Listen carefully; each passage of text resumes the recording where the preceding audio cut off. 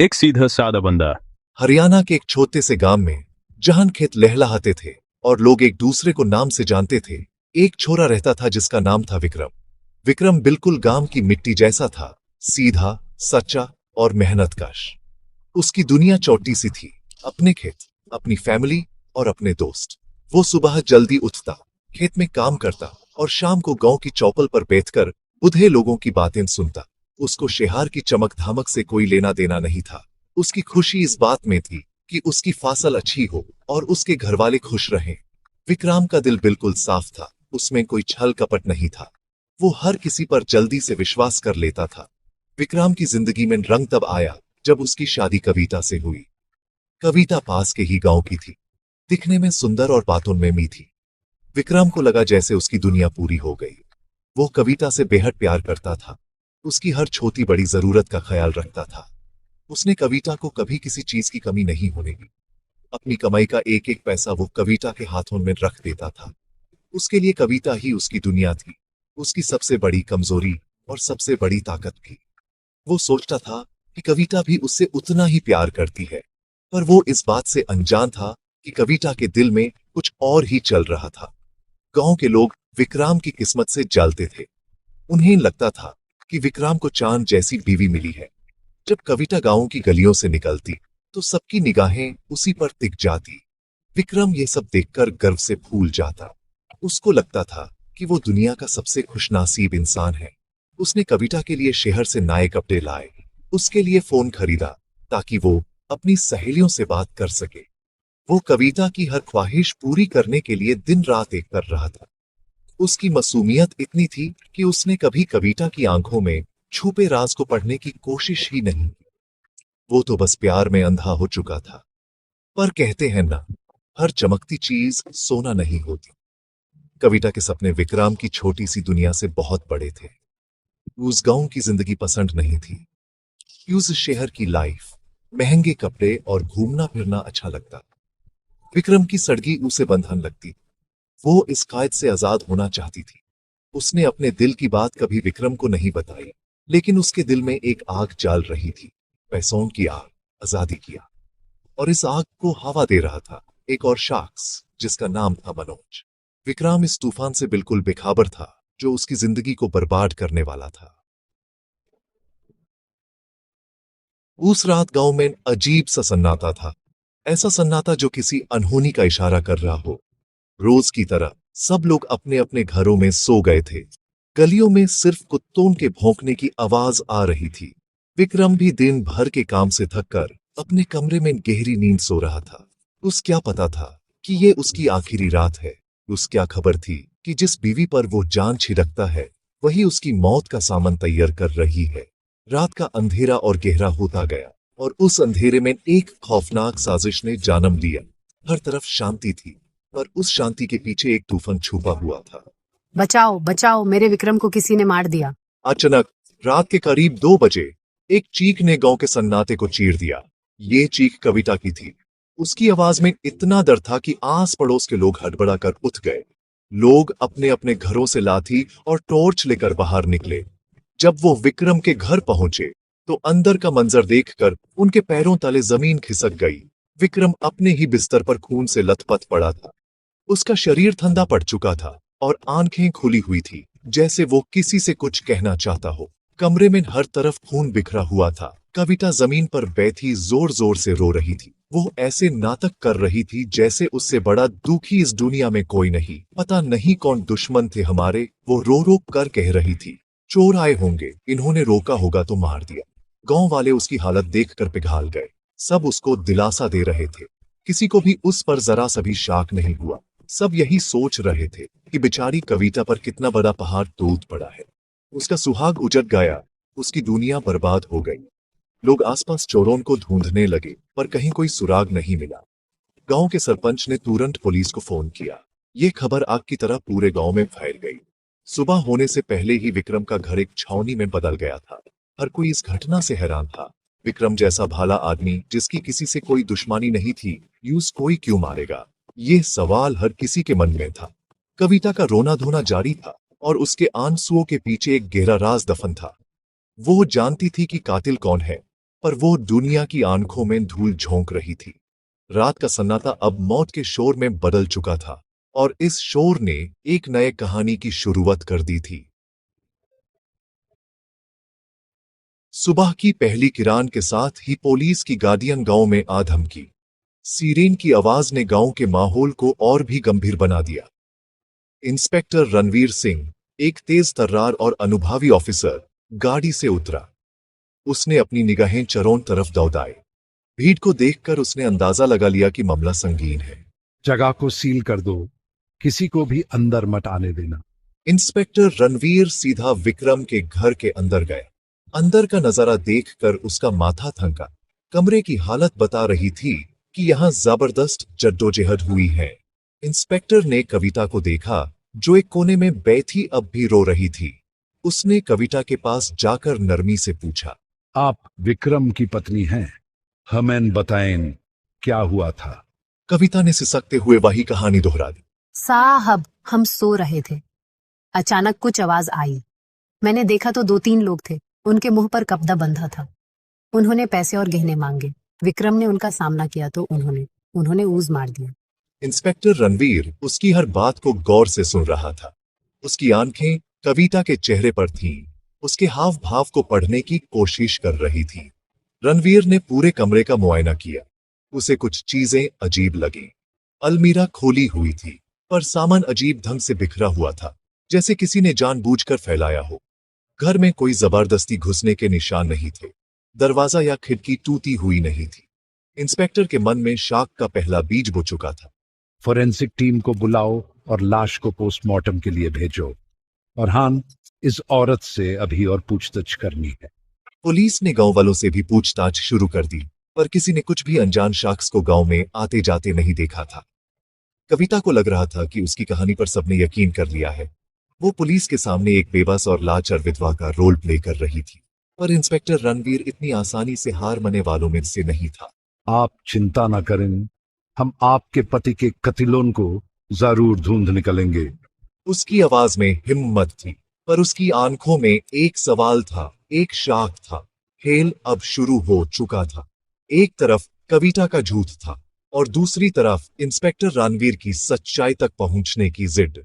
अब देखना यह था कि इस खेल में जीत किसकी होती है। 2 दिन बाद विक्रम की पोस्टमार्टम रिपोर्ट आई। रिपोर्ट ने कविता के झूठ की पहली दीवार को हिलाकर रख दिया। डॉक्टर ने साफ लिखा था कि विक्रम की मौत सर पर भारी चीज से किए गए कई वार से हुई है। लेकिन सबसे चौंकाने वाली बात यह थी कि मौत से पहले यूज नींद की गोलियां दी गई थी। उसके खून में स्लीपिंग पिल्स की मात्रा बहुत ज्यादा थी। इसका मतलब साफ था, विक्रम ने कातिलों से कोई लड़ाई नहीं की थी। वो तो गहरी नींद में था जब उस पर हमला हुआ। ये बात कविता की कहानी से बिल्कुल उल्टी थी, जिसमें उसने विक्रम के बहादुरी से लड़ने का जिक्र किया था। इंस्पेक्टर रणवीर के हाथ में रिपोर्ट आते ही उसका शक यकीन में बदलने लगा। उसने सोचा, अगर चोर आए थे तो उन्हें नींद की गोलियां खिलाने की क्या जरूरत थी? और अगर विक्रम सो रहा था तो कविता उस वक्त क्या कर रही थी? क्या उसे कुछ भी पता नहीं चला? रणवीर ने कविता को दोबारा थाने बुलवाया। इस बार उसके सवाल सीधे और तीखे थे। कविता जी, रिपोर्ट कहती है कि विक्रम को पहले नींद की गोलियां दी गई थी। वो लड़ाई करने की हालत में नहीं था। आपने तो कुछ और ही बताया था। यह सुनते ही कविता का चेहरा पीला पड़ गया। उसके पास इस सवाल का कोई जवाब नहीं था। वो हकलाने लगी। साहब, मुझे क्या पता, मैं तो डर गई थी। शायद मुझे गलत याद रह गया हो। उसका झूठ अब साफ दिखाई दे रहा था। इंस्पेक्टर रणवीर ने उस पर दबाव बनाया। देखिए, सच बता दीजिए, इसमें ही आपकी भलाई है। हम सच तक तो पहुंच ही जाएंगे। पर कविता अब भी अपने झूठ पर अड़ी रही। उसने रोने धोने का नाटक फिर से शुरू कर दिया, पर इस बार इंस्पेक्टर पर उसके आंसुओं का कोई असर नहीं हो रहा था। वो समझ गया था कि दाल में कुछ काला नहीं, बल्कि पूरी दाल ही काली है। फॉरेंसिक टीम को घर से एक और अहम सबूत मिला था। विक्रम के बिस्तर के पास से उन्हें एक छोटा सा बटन मिला था, जो ना तो विक्रम के कपड़ों का था और ना ही कविता के। वो किसी मार्ट की शर्ट का बटन लग रहा था। इस बटन ने पुलिस को एक नया रास्ता दिखाया। अब पुलिस को यकीन हो गया था कि कत्ल में कविता अकेली नहीं है, उसके साथ कोई और भी था। कहानी में एक तीसरे किरदार की एंट्री हो चुकी थी, जिसे ढूंढना अब पुलिस के लिए सबसे बड़ा चैलेंज था। झूठ का पर्दा धीरे धीरे उठ रहा था और सच्चाई की रोशनी नजदीक आ रही थी। इंस्पेक्टर रणवीर जानता था कि आज के जमाने में फोन सबसे बड़ा सबूत होता है। उसने तुरंत विक्रम और कविता दोनों के फोन की कॉल डिटेल रिकॉर्ड्स निकालवाने का ऑर्डर दिया। जब रिपोर्ट्स आईं, तो केस की पूरी तस्वीर ही बदल गई। विक्रम के फोन रिकॉर्ड्स बिल्कुल साफ थे। वो ज्यादातर अपने घर वालों या दोस्तों से ही बात करता था। लेकिन कविता के फोन रिकॉर्ड्स ने एक बड़ा राज खोल दिया। वो पिछले 6 महीनों से एक ही नंबर पर घंटों बातें करती थी, अक्सर रात के वक्त। ये नंबर गांव के ही एक लड़के मनोज का था। मनोज विक्रम का दूर का रिश्तेदार भी लगता था। पुलिस ने मनोज के बारे में पता लगाया। पता चला कि मनोज थोड़ा आवारा किस्म का लड़का था और शहर में काम करता था। उसका गांव में आना जाना लगा रहता था। अब पुलिस का शाक मनोज पर गहरा हो गया। इंस्पेक्टर रणवीर ने अपनी टीम को मनोज को उठाने का हुक्म दिया। इस बीच पुलिस ने गांव से शहर जाने वाले रास्ते पर लगे सीसीटीवी कैमरास की फुटेज भी खंगालनी शुरू कर दी। उनकी मेहनत रंग लाई। घटना वाली रात करीब 1 बजे एक सीसीटीवी में मनोज की बाइक गांव की तरफ आते हुए दिखी और सुबह करीब 4 बजे वही बाइक शहर की तरफ वापस जाते हुए। ये एक बहुत बड़ा सबूत था। कविता के फोन की जांच में एक और सच सामने आया। उसने अपने फोन से मनोज के साथ हुई सारी चैट डिलीट कर दी थी। यूज लगा था कि चैट डिलीट करने से सबूत मिट जाएंगे, पर वो ये नहीं जानती थी कि पुलिस के पास डिलीटेड डेटा रिकवर करने की टेक्नोलॉजी होती है। साइबर सेल ने कुछ ही घंटों में सारी डिलीटेड चैट्स रिकवर कर ली। उन चैट्स में कविता और मनोज के बीच के नाजायज रिश्ते का खुलासा हुआ। उन्होंने मिलकर विक्रम को रास्ते से हटाने की पूरी प्लानिंग की थी। चैट्स में लिखा था कि कैसे कविता विक्रम के खाने में नींद की गोलियां मिलाएगी और फिर मनोज आकर अपना काम करेगा। अब पुलिस के पास सबूतों का पहाड़ था। कॉल रिकॉर्ड्स, सीसीटीवी फुटेज और डिलीटेड चैट्स।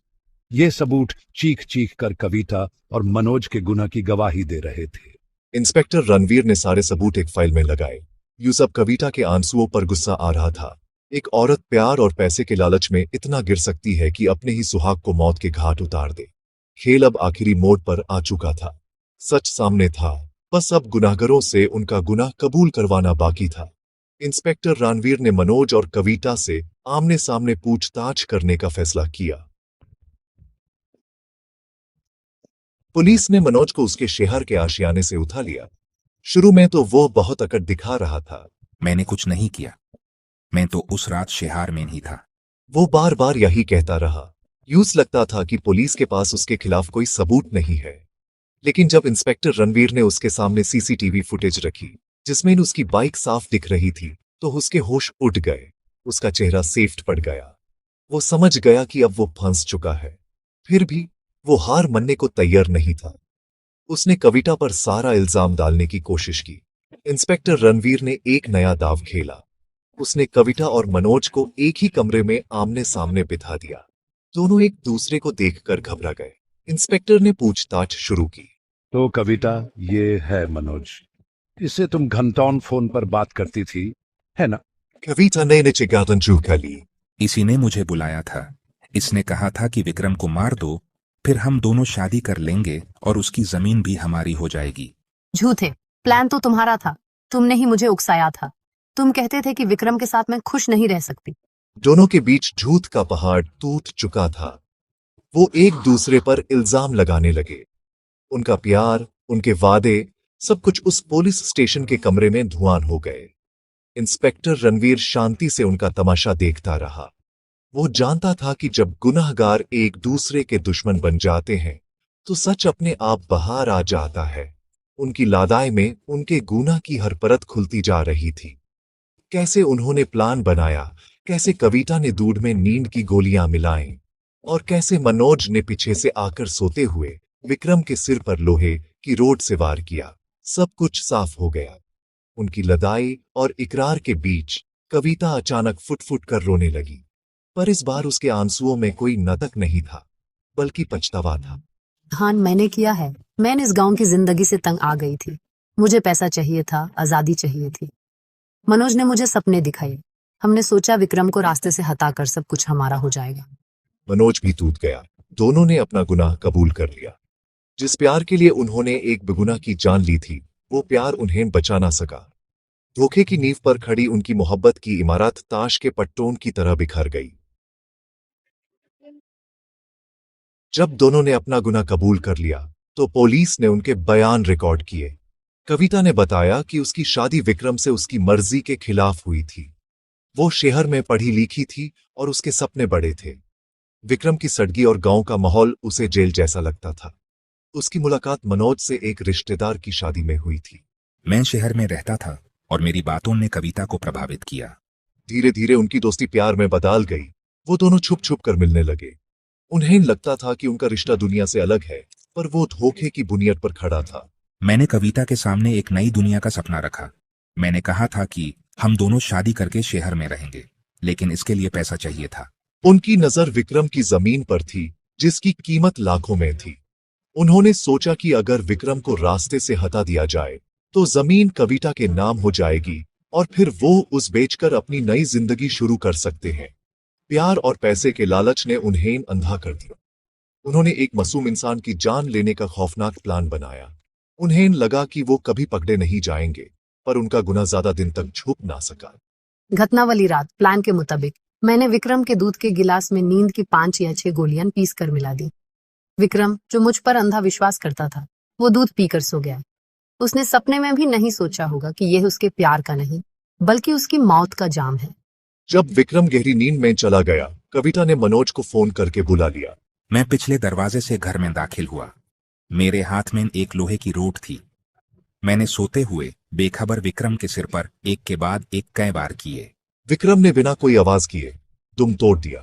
कत्ल करने के बाद उन्होंने घर में चोरी का नाटक रचा।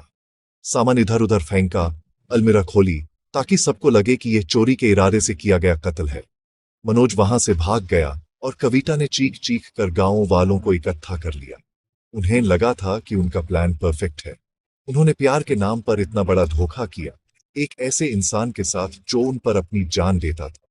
उनका कबूलनामा सुनकर पुलिस वालों के भी रोंगटे खड़े हो गए। उन्हें यकीन नहीं हो रहा था कि कोई इंसान इस हद तक गिर सकता है।